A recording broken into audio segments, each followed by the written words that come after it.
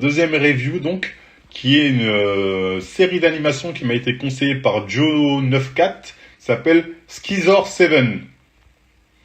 Skizor 7, c'est une série d'animation produite par Netflix. Honnêtement, je vais pas au mytho, j'ai commencé à regarder ça en me disant ouais, je vais regarder, mais je sens que je vais souffler. Mais bizarrement, j'ai plutôt bien aimé. Dès l'épisode 1, j'ai apprécié. En fait, c'est une petite série d'animation qui font 12 minutes les épisodes à peu près, donc ça se regarde assez vite. Et ensuite, ils sont un peu plus longs. Après, je crois qu'ils passent à 15 minutes dans les autres saisons. Donc, il y a 3 saisons qui sont sorties. J'ai regardé les 3 de 10 épisodes. Honnêtement, c'est sympathique. On suit l'histoire d'un... Ça se passe en Chine.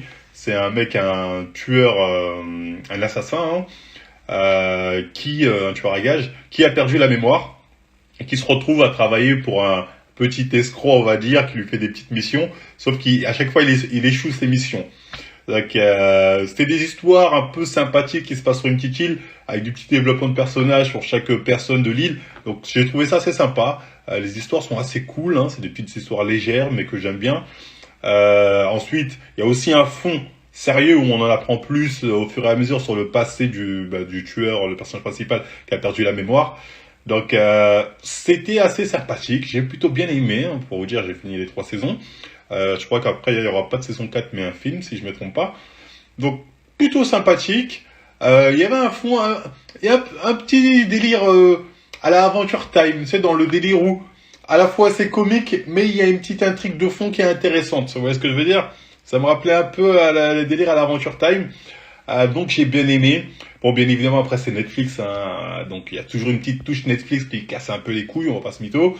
Mais à part ça, Skizor 7, honnêtement, bonne série d'animation que m'a conseillé Joe94 si je me trompe pas. Donc pas dégueulasse, que je vous recommande. Franchement, vous passez un bon moment. Si je dois lui donner une note dans ce genre de type de série d'animation, je lui donnerai un 6,5, 7 sur 10. C'est mérité, franchement, vous faites pas chier, c'est amusant, les histoires parfois sont même touchantes, les personnages sont intéressants, et l'histoire de fond est très très bien amenée, et l'animation est extraordinaire, hein, parce qu'il y a souvent il y a des combats, parce que c'est un truc d'assassin, bref, ils ont des capacités, comme le personnage principal, lui, il peut changer en ce qu'il veut, et il contrôle des ciseaux. Les combats sont super bien animés, hein.